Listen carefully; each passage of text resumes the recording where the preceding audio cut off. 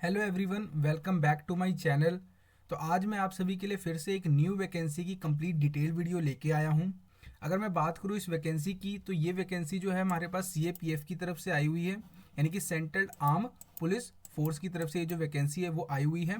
और इसमें भी किसमें, असिस्टेंट कमांडेंट की जो पोस्ट है उसके ऊपर जो वैकेंसी है ये आई हुई है।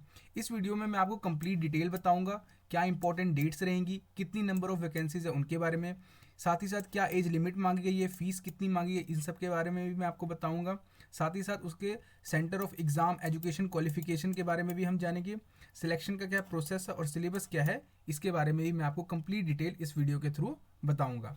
तो ये सीएपीएफ की जो हमारे पास वैकेंसी असिस्टेंट कमांड की 2025 की पहली वैकेंसी है, जो कि बहुत ही अच्छे लेवल की है हमारे किसी भी सेंट्रल आर्म पुलिस फोर्स के अंदर।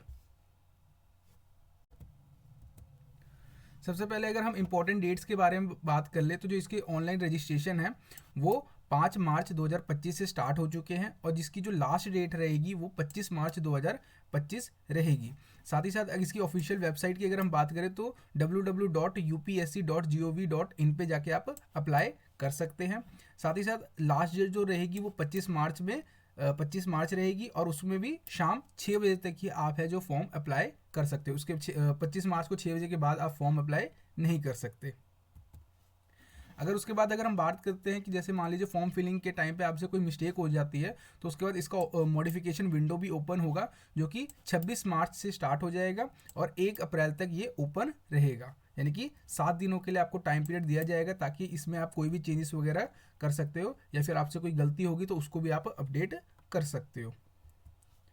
उसके बाद अगर हम बात करें तो इसका जो रिटर्न एग्ज़ाम होगा वो 3 अगस्त 2025 को कंडक्ट करा लिया जाएगा। मतलब कि अभी आपके पास 1 अप्रैल के लिए 1 अप्रैल तक आप इसके फॉर्म जो है सॉरी 25 मार्च तक आप इसके फॉर्म अप्लाई कर सकते हो, और उसके बाद अप्रैल मई जून जुलाई, यानी कि आपके पास 4 साढ़े 4 महीने हैं इसके एग्ज़ाम की तैयारी के लिए, जो कि बहुत ही अच्छा टाइम पीरियड है।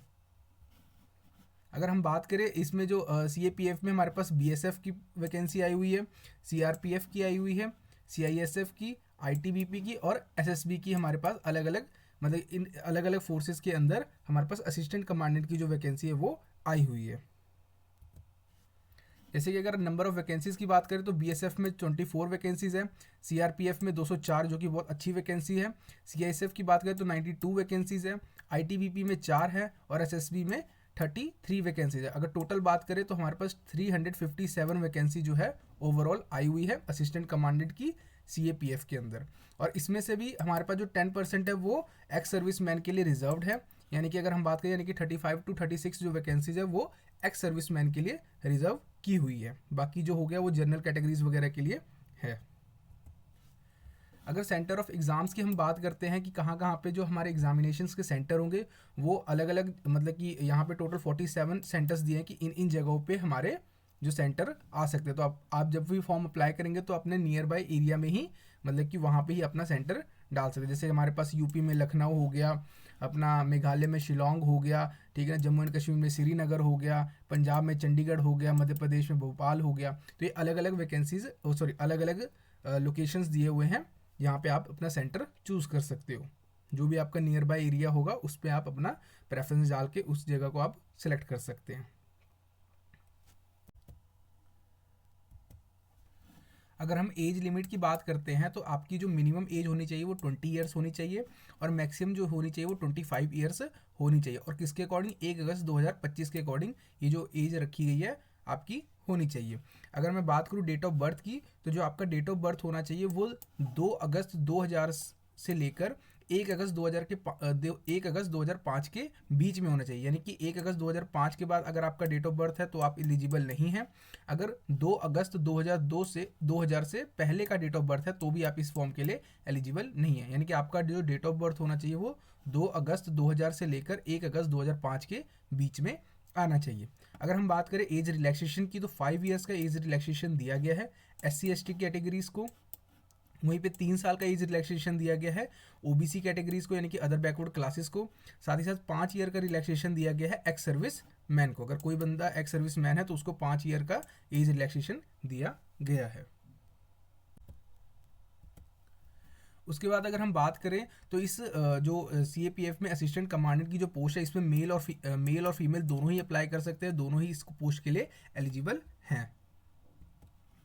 अगर हम मिनिमम क्वालिफिकेशन की बात करते हैं तो मिनिमम क्वालिफिकेशन इसमें आपकी बैचलर डिग्री होनी चाहिए, किसी भी स्ट्रीम से आप किए होने चाहिए, BA BCom BSc BTech, मतलब किसी भी स्ट्रीम से आपके पास क्या होनी चाहिए, बैचलर डिग्री होनी चाहिए। अगर आपके पास NCC का B सर्टिफिकेट या फिर NCC का C सर्टिफिकेट है तो बहुत ही अच्छा प्लस पॉइंट है आपके लिए, क्योंकि आपको इसका थोड़ा सा रिलैक्सेशन देखने को मिलेगा, मतलब प्लस पॉइंट देखने को मिलेगा आपको इंटरव्यू या फिर पर्सनैलिटी टेस्ट के अंदर।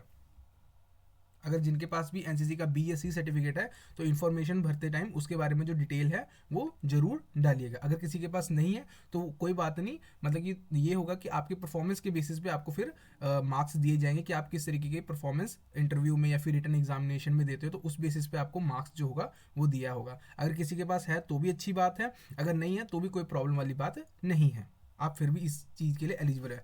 बस आपके पास क्या होना चाहिए, एजुकेशन क्वालिफिकेशन के अंदर जो बैचलर डिग्री किसी भी स्ट्रीम में होनी चाहिए। अगर हम फीस की बात कर लेते हैं तो जितने भी कैंडिडेट्स हैं उन सबके लिए 200 रुपये फीस होगी, एक्सेप्ट फीमेल SC/ST कैंडिडेट्स को, SC/ST कैंडिडेट्स को छोड़ के, यानी कि जितने भी हमारे पास EWS कैटेगरी हो गई, OBC कैटेगरी होगी, इन सब के लिए कितना है, 200 रुपया फीस रखी गई है। जैसे कि यहाँ पे आप पढ़ सकते हैं, all female candidates and the candidates belonging to SC category, SC और ST categories are not required to pay any fees. No fee exemption is however available for OBC and EWS category, यानी कि जो भी बंदा है SC/ST category से belong करता है या फिर फीमेल आता है उनके लिए कोई भी फीस नहीं है, और वहीं पे OBC EWS कैटेगरी के लिए 200 रुपया फीस जो है वो चार्ज की गई है, और बाकी जो जनरल कैटेगरी में आ गए उनके लिए भी 200 रुपया फीस चार्ज किया गया है। अगर हम सिलेक्शन प्रोसेस की बात कर लेते हैं तो बेसिकली इसके अंदर 2 से 3 फेज में हमारा जो सिलेक्शन होगा वो मैं बताता हूँ आपको डिटेल में आगे। सबसे पहले अगर हम बात करें तो सबसे पहले आपका जो होगा रिटन एग्जामिनेशन कराया जाएगा, ये सबसे पहला स्टेप होगा जो कि 3 अगस्त 2005 को आपका कराया जाएगा। रिटन एग्जामिनेशन में अगर मैं बात करूँ तो 2 पेपर होगा, पेपर 1 और पेपर 2।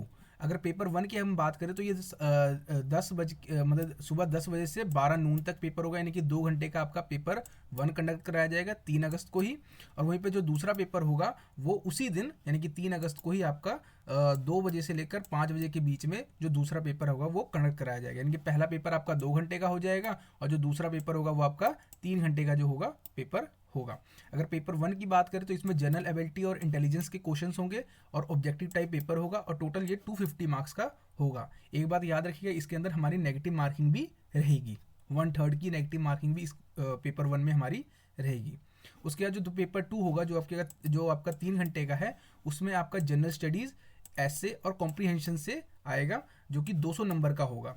अगर इसमें बात करते हैं तो जो ऐसे कंपोनेंट है, जो ऐसे वाला पोर्शन है वो आप इंग्लिश में भी लिख सकते हैं और हिंदी में भी लिख सकते हैं, यानी कि जो भी आपको इजी लगता है इंग्लिश लैंग्वेज या फिर हिंदी लैंग्वेज आप उसमें इसका ऐसे जो है वो लिख सकते हैं।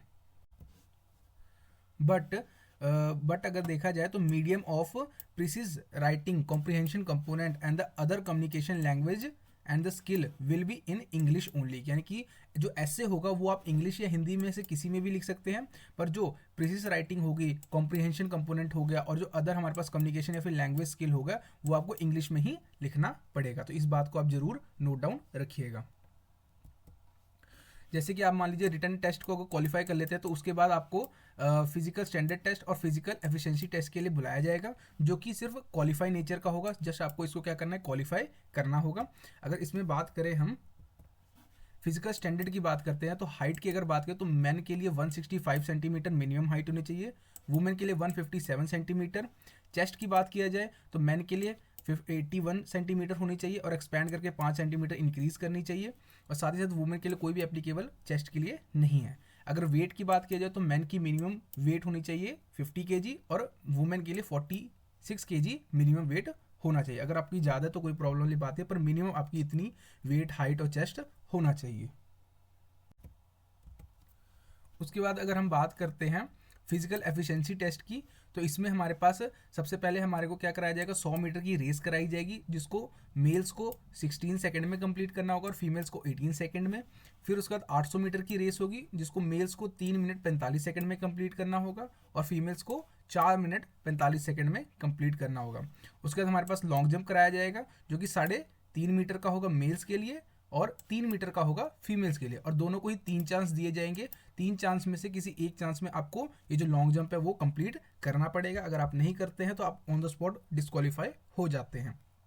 फिर उसके बाद शॉर्ट पुट कराया जाएगा जिसमें हमारे पास 7.26 kg का हमारा एक लोहे का गोला होगा, उसको फेंकना होगा जो कि मिनिमम आपको 4.5 मीटर तक फेंकना होगा। इससे प्लस फेंकते हैं तो बहुत अच्छी बात है, और इसके लिए भी आपको 3 चांस दिए जाएंगे, और कोई भी किसी भी तरह का शॉर्ट पुट फीमेल्स के लिए नहीं है। तो ये हमारे पास फिजिकल स्टैंडर्ड टेस्ट हो गया जिसमें हमारा हाइट, चेस्ट और वेट हो गया, और ये हमारे पास हो गया फिजिकल एफिशिएंसी टेस्ट। इसको क्वालिफाई करने के बाद आप जाएंगे इंटरव्यू या फिर पर्सनैलिटी टेस्ट के लिए। अगर मैं बात करूं, एक मिनट, अगर मैं बात करूं रिटन टेस्ट की, तो इसमें देखिए जो पेपर 1 होगा वो 250 नंबर का हो गया, और पेपर 2 जो हो गया वो 200 नंबर का होगा, यानी कि आपका जो टोटल होगा रिटन टेस्ट वो 450 नंबर का हो गया। फिर उसके बाद जो हमारे पास फिजिकल स्टैंडर्ड टेस्ट है या फिर फिजिकल एफिशिएंसी टेस्ट है, ये जैसा आपको क्या करना है, क्वालिफाई करना है। फिर उसके बाद हमारे को इंटरव्यू या फिर पर्सनैलिटी टेस्ट के लिए बुलाया जाएगा, यानी कि जो कि 150 नंबर का होगा, यानी कि 450 पहले हो गया, प्लस हमारे पास ये जो 150 नंबर है, यानी कि टोटल जो होगा वो 600 नंबर में से आपकी जो मेरिट होगी वो निकाली जाएगी। और इसके साथ ही साथ आपका क्या होना चाहिए, फिजिकल स्टैंडर्ड टेस्ट और फिजिकल एफिशिएंसी टेस्ट क्वालिफाई होना चाहिए। अगर आप क्वालिफाई नहीं कर पाते हो तो आपके कितने भी नंबर आ रहे हो रिटन टेस्ट में, आप मतलब कि इस पोस्ट के लिए एलिजिबल नहीं होगे। तो आपको फिजिकल मेजरमेंट टेस्ट या फिर पीएसटी टेस्ट क्वालिफाई करना कंपलसरी है।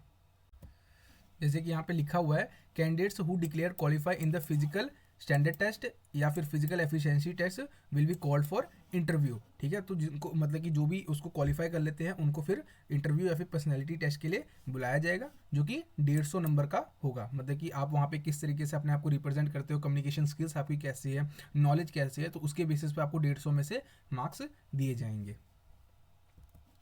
फिर उसका छोटा सा आपके पास मेडिकल एक स्टैंडर्ड टेस्ट होता है जिसको भी आपको क्या करना है, क्वालिफाई करना पड़ेगा, जो कि नोडल अथॉरिटी के द्वारा कराया जाएगा। फिर उसके बाद जैसे कि आपने written test qualify, written test हो गया, फिर आपने फिजिकल स्टैंडर्ड टेस्ट और फिजिकल मेजरमेंट टेस्ट भी क्वालिफाई कर लिया, इंटरव्यू आपका क्लियर होगा। फिर लास्ट में एक मेरिट लिस्ट निकलेगी जिसमें हमारा अगर नाम आ जाता है तो आप इसके लिए क्या हो, एज अ असिस्टेंट कमांडेंट आप सिलेक्टेड हो CAPF के अंदर। ये जो होगा हमारा 450 नंबर का हो गया, और ये हमारा हो गया 150 नंबर का। तो टोटल आपके 600 नंबर में से क्या बनेगी, मेरिट बन के आएगी। अगर हम लास्ट में सिलेबस की बात कर लेते हैं तो सिलेबस की बात कर लेते हैं, तो जो हमारा पेपर 1 होगा उसमें जनरल एबिलिटी और इंटेलिजेंस से क्वेश्चन आएंगे, जिसमें हमारे पास जो टॉपिक होंगे जनरल मेंटल एबिलिटी से आएंगे, जनरल साइंस से क्वेश्चन आएंगे, करंट अफेयर्स करंट इवेंट्स से जो कि नेशनल या फिर इंटरनेशनल इंपॉर्टेंस रखते हैं उनसे हमारे पास करंट इवेंट्स के क्वेश्चन आएंगे। साथ ही साथ इंडियन पॉलिटी और इंडियन इकोनॉमी से क्वेश्चन आएंगे, हिस्ट्री ऑफ इंडिया से आएंगे, इंडियन ज्योग्राफी और वर्ल्ड ज्योग्राफी से भी क्वेश्चन आपको देखने को मिलेगा। तो ये सारा किसका सिलेबस है, पेपर 1 का। उसका जो हमारा पेपर 2 होगा जिसमें हमारे पास जनरल स्टडीज से, एसए से और कॉम्प्रीहेंशन से जो होंगे क्वेश्चंस आएंगे। अगर इसमें बात करें एसए क्वेश्चंस की, जो एसए हमको लिखना होगा वो 80 मार्क्स का होगा, और जो दूसरा बच गया हमारे पास कॉम्प्रीहेंशन या फिर प्रिसिस राइटिंग या फिर अदर कम्युनिकेशन लैंग्वेज होगा वो 120 नंबर का, यानी कि टोटल ये कितना हो जाएगा, 200 नंबर का हो जाएगा। अगर हम टॉपिक्स की बात करें, जो हमारे पास एसए के जो टॉपिक्स हैं उसमें हमारे पास मॉडर्न इंडियन हिस्ट्री से रिलेटेड जो होगा टॉपिक्स आएंगे, जैसे फ्रीडम स्ट्रगल हो गया, ज्योग्राफी से रिलेटेड, पॉलिटी, इकोनॉमिक्स से related, knowledge of security, human rights issues और एनालिटिकल एबिलिटी के बेसिस पे, मतलब इन सबको एक तरह का बेस मान के इसी से रिलेटेड कोई टॉपिक जो होगा आपको दिया जाएगा, जिसमें आपको एसए लिखना पड़ेगा, पूरा 80 नंबर का ये जो होगा कंडक्ट कराया जाएगा।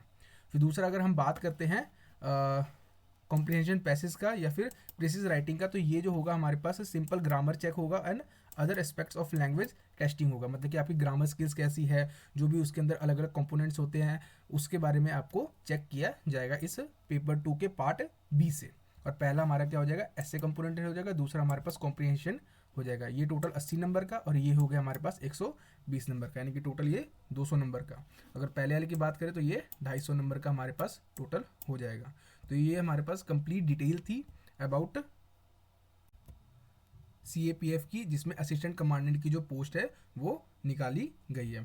तो ऐसी लेटेस्ट अपडेट्स के लिए और भी जो न्यू वैकेंसीज आती है हमारे गवर्नमेंट सेक्टर के अंदर, उसके लिए आप मेरे चैनल को सब्सक्राइब कर सकते हैं ऐसी लेटेस्ट अपडेट्स के लिए। Thank you.